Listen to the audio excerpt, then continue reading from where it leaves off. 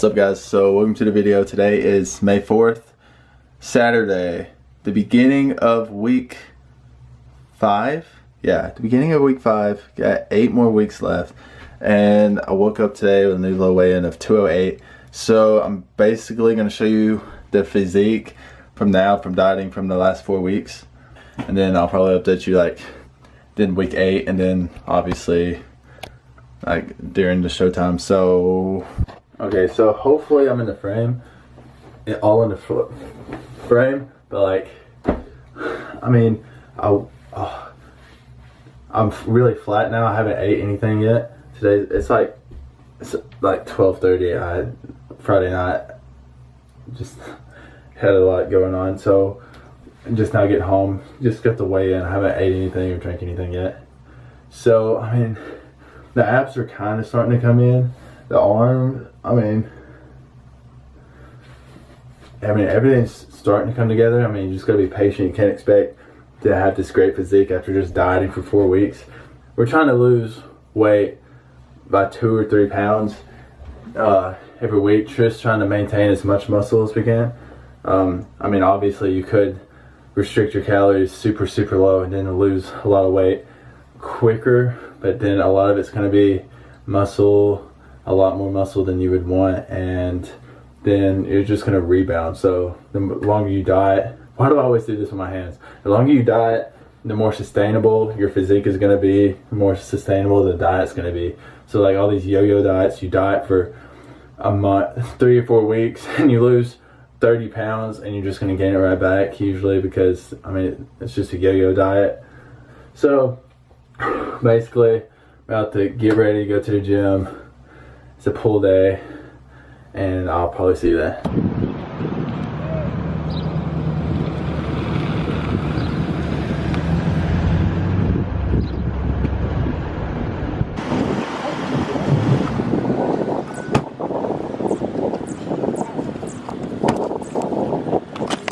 What's up guys, just made it to the gym.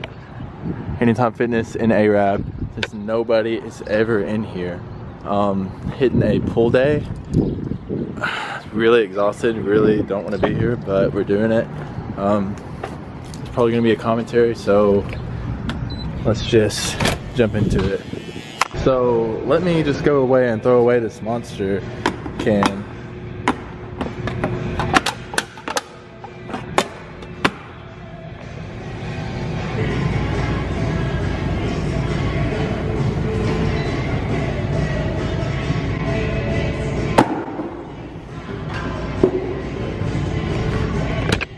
Okay, so there's nobody in here, so I might just do not a commentary, but just tell you raw over the footage.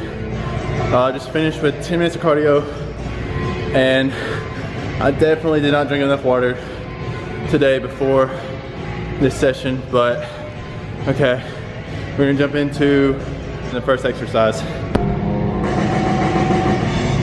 So we're working with 3 or 4 sets of 10 to 12 reps. So whenever I come down right here, I'm going to retract my scapula like I'm pinching a tennis ball or pinching between my shoulder blades. I want to keep that throughout the entire movement. So I'm going to go down, retract my scapula, and control the movement, control the weight throughout the whole movement.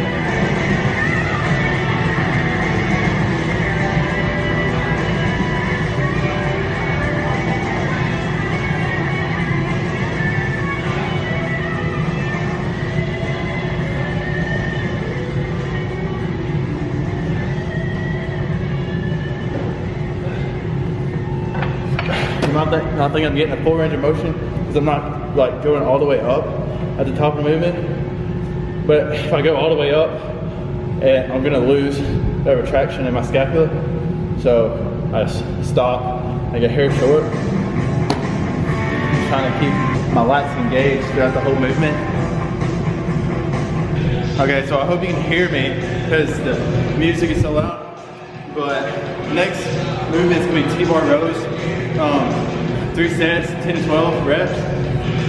Here we're gonna focus on keeping our back as parallel to the floor as we can, instead of rising up like this and not using momentum to bring the weight up. We're gonna keep our scapula retracted throughout the entire movement.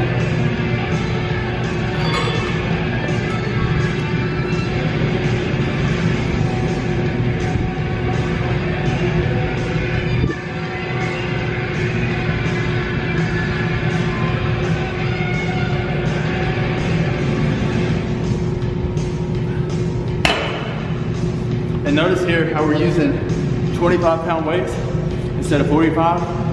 Like, drop your fucking ego. Who gives a fuck how the weight looks? With the 25-pound weights, you're gonna get more of a range of motion because the weight is smaller. You're gonna be able to bring it closer to you as opposed to the 45-pound weights. I mean, and with the T-bar rows, I mean, it's gonna be impossible to be completely parallel with the floor. You're holding weight under you and it's gonna make you fall to the ground. But we're not trying to stand straight away, stand all the way up and use that leverage to bring the weight. And you're also gonna wanna like put all your weight on your heels and not the toes of your feet.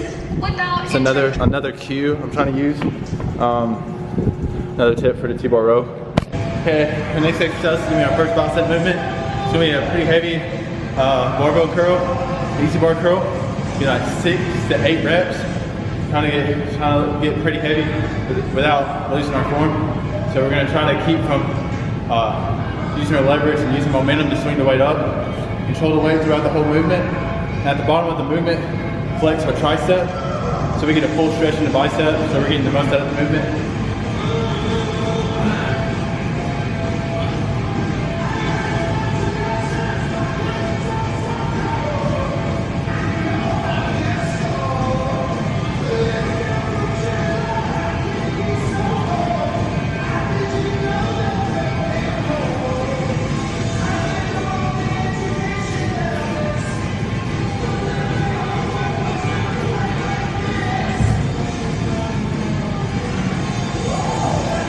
We're gonna superset it with some, like, I don't even know what to call these, like concentrated curls.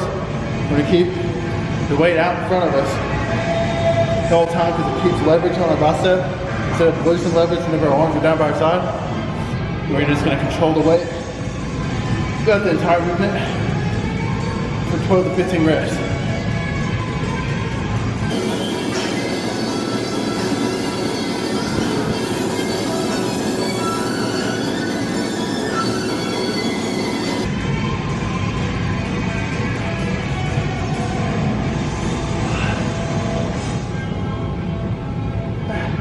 We're controlling the weight throughout the entire movement, letting it down slow.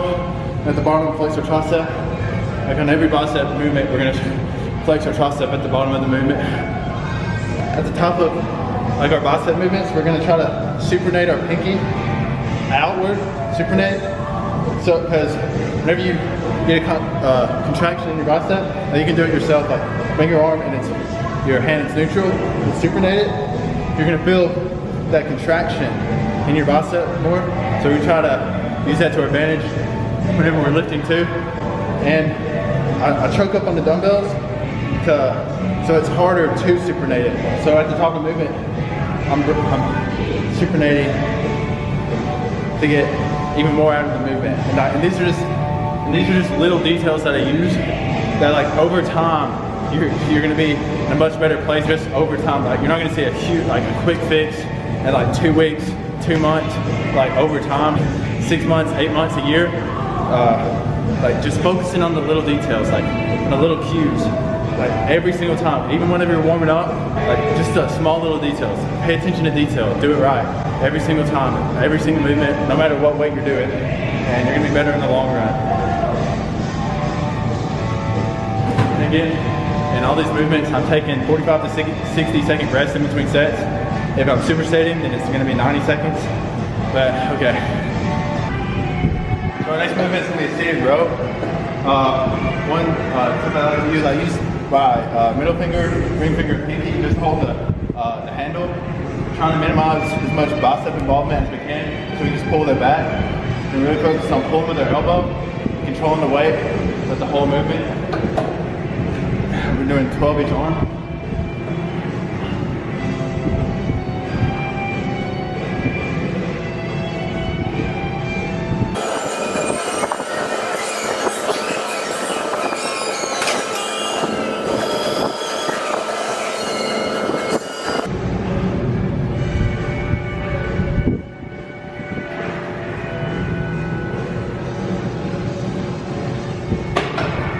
also gonna be supersetting this with reverse flies. And really, you're gonna focus on just controlling the weight throughout the entire movement. You don't have to use a lot of weight because you don't want your other muscles to get involved, like your traps, to control the movement. We're really trying to work the root delts. And you don't have to go all the way back. Just get a comfortable range of motion. Get 12 reps, 12 to 15 reps, controlling the weight throughout the whole movement.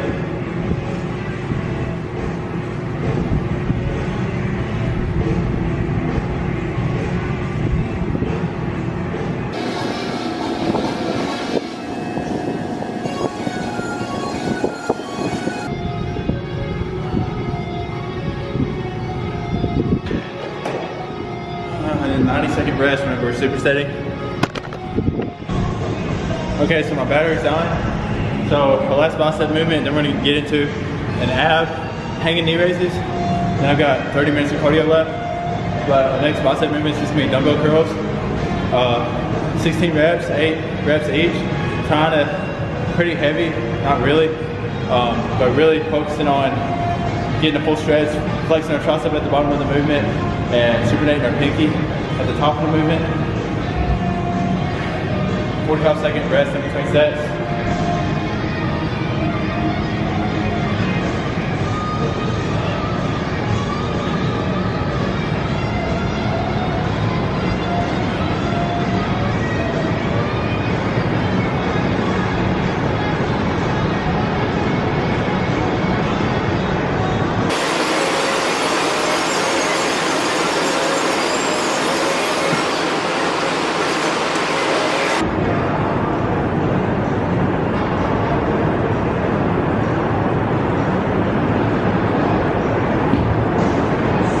Okay, our last movement is gonna be hanging knee raises. Pretty much all I'm gonna focus on is after I do a rep, and I come down, control it, drop the whole movement, I drop my hips. And it's gonna look like I'm trying to get momentum to bring myself back up, but I'm really just dropping my hips to get a full stretch in my abs so that I can track it the entire time. So it's a full stretch and I get into the next rep. So we're doing 12 to 15 reps. Controlling it throughout the whole movement.